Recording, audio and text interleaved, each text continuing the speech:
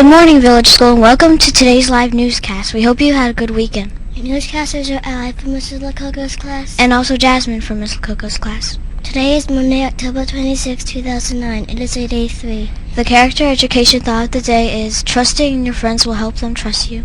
And now for your up to your minute weather. Today is expected to be mostly sunny. The current temperature is 40 degrees Fahrenheit. The high is expected to be 62 degrees Fahrenheit. The low this evening will be 38 degrees Fahrenheit. Tomorrow we expect cloudy with a chance of shower. There will be outdoor recess today. Today's lunch will be Philly cheesesteak. At this time, please stand for the flag salute. I pledge allegiance to the flags of the United States of America and to the republic for which it stands, one nation, under God, indivisible, with liberty and justice for all. Now for the sports report. We won our old Giants back. They lost a second straight game to the Cardinals 17-24. The Jets beat the struggling Raiders 30-0. The Eagles play Mr. Bartholomew's Redskins tonight. The Yankees beat the fallen Angels 5-2 and are once again American League champs. They will meet the Phillies in the World Series Wednesday night. Yankees win! Now for our special guests, Mr. Tom Byrne, and our guest reporters, Sonali and Ryan. Good morning, Mr. Byrne, and thank you for coming on our news program. Last week we shared some general information about your background, and now that we have you in person, can you tell us a little more about yourself? Sure. First of all, it's really nice to be here, and I have to say, you guys have a really nice school. I grew up in West Orange, up in the northern part of New Jersey, and I went to a really good elementary school too, and I'm very grateful for that. So I've gone on, and we moved down here to Princeton. When I was 19, my father got elected governor, and I had just started at Princeton University. So I've had a career where I've combined interest in politics with a business that I started that helps other people manage their money. So that's the kind of stuff I do. We will be voting in our own mock election next week. What do you think are some of the issues elementary school children should be thinking about? Well, if Governor Corzine were here himself, he would say the most important issue is you guys. He thinks that education is the most important issue facing the state of New Jersey, and he thinks it because it's really important that all of you get a good education. And so even in a difficult time, the governor has made education and spending on schools like this one his top priority. Now, I would go on and say, you should also think about your parents and what helps them, which are good jobs and things like that, and also grandparents, what helps them. And a lot of senior citizens need special care and attention, and it's important to think about them too. Having been an elected official, what kind of feelings do you experience on Election Day? Well, Election Day has always been very exciting for me. And I remember when I was your age, I could go to the election place, and I couldn't vote, of course, because I was too young, but they had practice voting machines for kids, and I remember I got to vote for my grandpa because he was a candidate too. And it was fun to, even on a practice machine, vote for him. So I've always found Election Day itself to be very exciting. But I think the most important thing is to, even at your age, really get informed about the issues and what's going on, and to understand current events. And by the look of this place and the news program that you have, I think you guys are doing a pretty good job. What are some of the most important responsibilities of a government? Of a governor. Well, a governor is kind of in charge of the state, just like a principal is in charge of the school, and a governor is in charge of the state government. And the state government, its biggest responsibility is education and schools, but it also has responsibilities for things like public safety and policemen and firemen and stuff like that. And the roads didn't just come out of nowhere, right? So the government's in charge of building roads and all kinds of other things, in charge of health programs, and a lot of different responsibilities. There are almost 20 different departments in state government that have all kinds of responsibilities to for the common welfare, so to speak. What are some of the things our next governor needs to address as soon as he takes office? Well, instead of going back over the issues like education that I just talked about, the governor is going to have a kind of a complicated problem. And maybe I can put it in these terms. Suppose you walk into a store and you see something that you really want to buy for $1, but you only have 75 cents. You have a problem, right? Well, the state is kind of in the same situation. And so the next governor is going to have to figure out how to pay for all the important things, because right now the economy is a little bit messed up, and so the government's not collecting as much in taxes as it needs to pay for all the things it wants to do.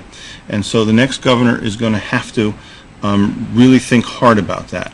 And one of the things the governor wants to do is try to make all of the schools in New Jersey as nice as this one, because some of the schools in New Jersey are 100 years old, really old, and it's time to build new ones. And so the governor's been working really hard on that and is going to continue to do that.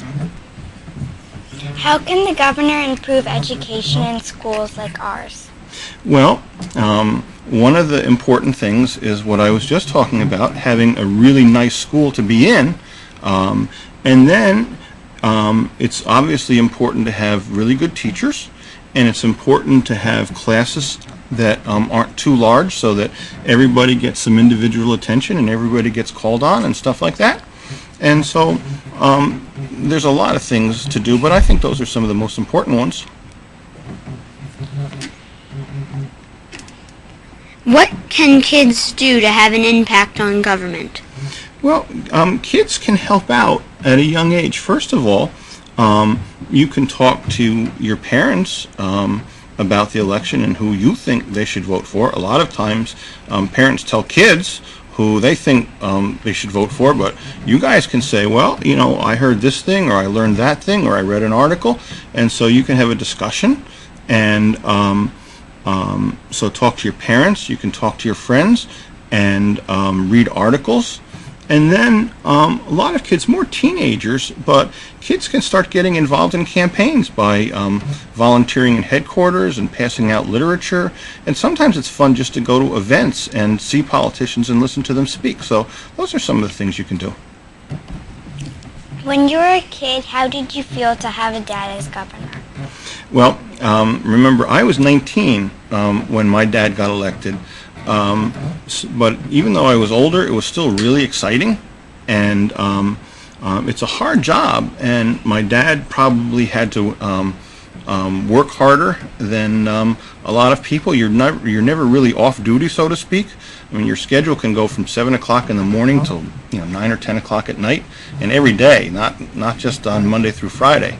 But it was exciting, and I got to meet a lot of really neat people. I got to meet some presidents and things like that. And I'm the oldest of 7 children, and so my youngest brother was only 3. And so for him, we had kind of a regular house where I grew up, and then we moved into this really big house. And it was kind of cool.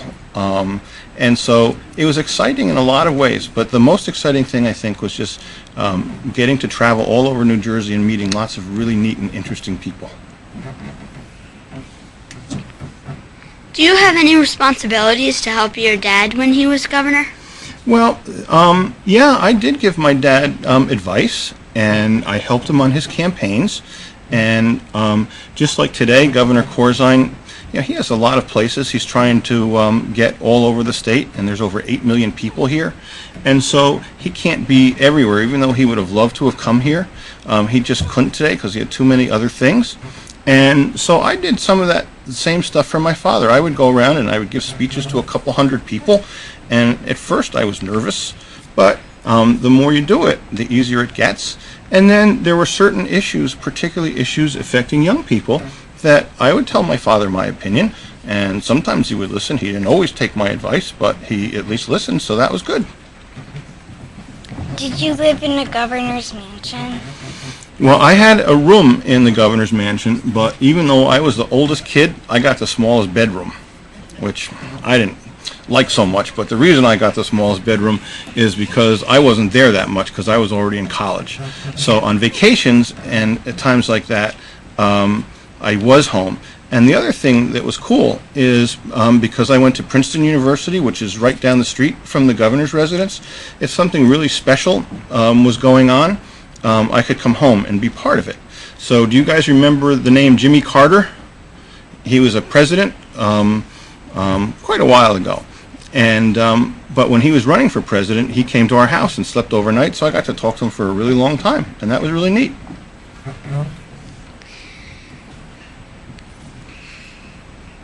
What has been your favorite job? Well, a lot of people are really lucky that they have one job that they've always known they want to do. Like some people know, even when they're your age, they want to grow up to be a doctor or a policeman or whatever. And I like to do a lot of different things. And one of the things that's fun about government is there are a lot of different challenges. And so every day there's new situations that are kind of complicated problems that you get to help solve. And so that's one of the reasons that government really interests me. What made you want to enter politics? Well, one of the reasons to enter politics is that it really is an opportunity to help other people. I think around here we're really pretty lucky, and not everybody is quite so lucky, whether kids who live in some bad parts of our cities or kids that live in poor countries in Africa or wherever. And so politics gives you a real chance to help other people that you want to help.